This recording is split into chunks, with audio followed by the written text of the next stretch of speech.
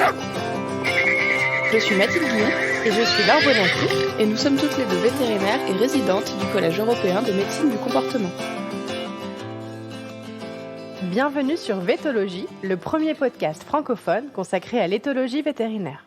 À la fin du mois de septembre, nous avons eu la chance, Laure et moi, de nous rendre au Congrès européen vétérinaire de médecine du comportement et de bien-être animal. On en est évidemment revenu avec l'envie de tout vous raconter. C'est pas l'envie qui nous manquait, ni les idées de sujets, mais le temps. En tout cas, on est ravis de vous retrouver. Donc effectivement, Mathilde et moi sommes allés à Majorque pour assister au Congrès européen de médecine du comportement. Ce congrès permet à des vétérinaires spécialistes qui viennent de toute l'Europe de présenter leurs travaux de recherche, de discuter de cas cliniques ou encore de partager leurs réflexions sur notre métier. On vous l'avait un peu expliqué, mais le titre de spécialiste en médecine vétérinaire, ça s'acquiert après avoir consacré au moins 3 ans à la préparation du diplôme. C'est ce qu'on appelle une résidence et c'est ce que nous sommes en train de faire, Laure et moi. À la fin de cette résidence, on passe un examen, le board, qui permet de rejoindre un collège de spécialistes. Et dans notre discipline, il y a 2 sous-spécialités, la médecine du comportement et le bien-être animal. Et tous les ans, ces spécialistes et résidents se retrouvent donc pour ce fameux congrès. Cette année, le thème central du congrès, c'était le positive welfare. On s'est pas mal creusé la tête sur comment vous traduire ça autrement que littéralement par bien-être positif. Mais en gros, les conférences étaient centrées sur la recherche d'émotions positives chez les animaux. L'idée, c'est que le bien-être, ce n'est pas l'absence de mal-être, mais que le bien-être, c'est l'absence de mal-être et l'ajout de positif. Et c'est ce qui permet de rendre les animaux vraiment heureux. On pourrait dire que le positive welfare, c'est ce qui permet de passer d'une vie qui vaut la peine d'être vécue à quelque chose d'encore mieux, une vraie belle vie. Ce congrès, c'est donc l'occasion de rencontrer et de discuter avec quelques grands noms de notre discipline. Par exemple, Michela Minero est venue nous présenter ses travaux sur l'évaluation du bien-être en pratique appliquée aux chevaux. Souvenez-vous de l'épisode sur le bien-être, ce n'est pas quelque chose de facile ni d'évident à faire, et des équipes comme celle de la Dr Minero nous permettent donc d'éviter des erreurs qui ont déjà été faites par le passé. Il y a d'ailleurs eu tout un volet du congrès consacré à l'évaluation du bien-être des animaux de ferme, et notamment des porcs.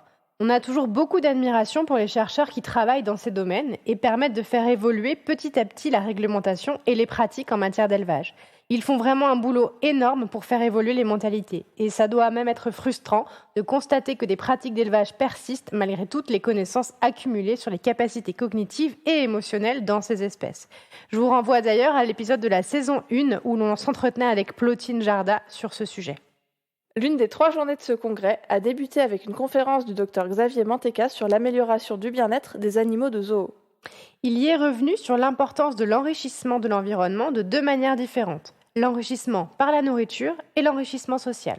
D'abord, le Dr Manteca a dit quelque chose qui m'a marqué parce que ça ne coule pas autant de sources que ça en a l'air. Il a souligné le rôle de la sélection naturelle dans la capacité à ressentir des émotions positives. Parce que des émotions positives vont avoir tendance à nous faire reproduire des expériences agréables qui auront des conséquences positives, même sur le long terme. Par exemple, ce n'est pas forcément très agréable de passer du temps à rechercher de la nourriture sans savoir si on va la trouver. Mais lorsqu'on a multiplié les expériences fructueuses, alors la rechercher devient agréable par anticipation. C'était d'ailleurs exactement le premier point de la conférence lorsque le Dr Manteca nous a présenté l'importance de la recherche de nourriture pour les animaux de zoo. Il a d'abord rappelé qu'il était nécessaire que les animaux confinés puissent exprimer des comportements normaux de recherche de nourriture et soient exposés à des défis en matière de recherche alimentaire. Il a d'ailleurs rappelé une notion intéressante qui a été mise en évidence et qu'on appelle le contra-freeloading. C'est un constat qui a été fait selon lequel les animaux habitués à chercher leur nourriture finissent par préférer de la nourriture difficile d'accès à de la nourriture facile d'accès. La recherche alimentaire devient un événement agréable en soi. Mais Xavier Manteca va plus loin en disant que ce n'est pas tout de rechercher sa nourriture. Il faut aussi apprendre à la chercher. Chez le chien, ça a été bien mis en évidence et ça a été appelé effet Eureka. Les chiens sont plus contents d'avoir, entre guillemets, travaillé, produit un comportement pour obtenir une récompense que d'avoir la même récompense sans rien avoir fait. Évidemment, la conférence était très intéressante pour les animaux de zoo, mais nous avons aussi pensé à plein de choses pour les chats et les chiens que nous faisons aussi vivre en milieu confiné. En tout cas, ça confirme qu'il faut permettre aux chats de rechercher et manipuler leur nourriture. Et moi qui avais moins tendance à souligner ça pour les chiens, ça a fait changer mon discours sur le besoin de recherche alimentaire chez le chien également. Xavier Manteca a aussi parlé de la possibilité de passer du temps avec des congénères comme améliorateurs de bien-être. À nouveau, il faut bien se dire que c'est une nécessité pour les espèces dites sociales. Mais il a souligné l'importance d'identifier des animaux qui génèrent réellement des émotions positives. Par exemple, certains duos d'animaux vont très bien s'entendre et ça va ainsi maximiser l'aspect positif de l'expérience. Il a aussi parlé d'animaux qui ont pour capacité particulière de faire vivre des émotions positives à énormément de congénères. En gros, ce sont des individus que tout le monde aime et qui sont perçus positivement par tout le monde. Les vrais sympas qui ont la cote partout où ils vont. Nous, on a pensé à plusieurs animaux de notre entourage qui ont cette caractéristique. Ceux-là sont évidemment précieux pour apporter des émotions positives aux autres.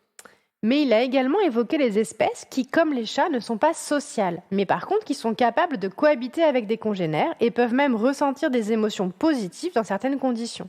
En tout cas, c'était une super belle conférence et on ressort pleine d'idées applicables à nos animaux domestiques. Une seconde conférence très marquante, ça a été celle de la docteure Maria Rohrwang. Elle parlait de l'importance de se centrer sur la perception de l'environnement par les animaux pour évaluer leur bien-être. Souvenez-vous, c'est le fameux Umwelt, l'univers intérieur de l'animal, auquel on a consacré un épisode aussi lors de la saison 1. La docteure Rohrwang a essayé de nous faire voir le monde au travers des yeux des animaux qu'elle étudie, pour nous montrer ce qui génère des émotions positives à leurs yeux. Elle a notamment beaucoup évoqué l'olfaction. C'est vrai que nous, humains, avons des capacités d'olfaction bien plus réduites que celles des animaux que nous fréquentons. Cela conduit sûrement à négliger tout un pan de la perception et du traitement de l'information olfactive pour les animaux. À son tour, elle a aussi parlé de l'entraînement, des apprentissages et de leur capacité à générer des émotions positives chez nos animaux. Évidemment, il faut qu'il s'agisse d'apprentissages positifs qui ne génèrent pas de frustration, de peur ou de douleur. Donc des apprentissages évidemment par la récompense, ou du moins qui apportent quelque chose d'agréable à l'animal. Bon, donc si on résume un peu ce premier épisode consacré au congrès, on peut retenir qu'il faut vraiment être rigoureux quant à l'évaluation du bien-être, qu'il faut utiliser des outils appropriés et toujours revenir à la manière dont l'animal perçoit son environnement. La recherche de nourriture et encore davantage les apprentissages liés à la nourriture créent des émotions positives chez nos animaux. Et pour les espèces capables de s'entendre avec des congénères, il est important d'identifier les congénères les plus intéressants pour chaque individu et de choisir soigneusement les contacts comme ça. On va vous laisser digérer ces quelques informations et on revient très vite pour un second épisode consacré au congrès. N'hésitez pas à nous poser toutes vos questions et témoignages sur notre Instagram Vétologie ou par mail vétologie.podcast@gmail.com. Comme d'habitude, si cet épisode vous a plu, partagez-le, mettez-nous des étoiles sur votre application de podcast préférée et puis abonnez-vous et on vous dit à très bientôt sur Vétologie.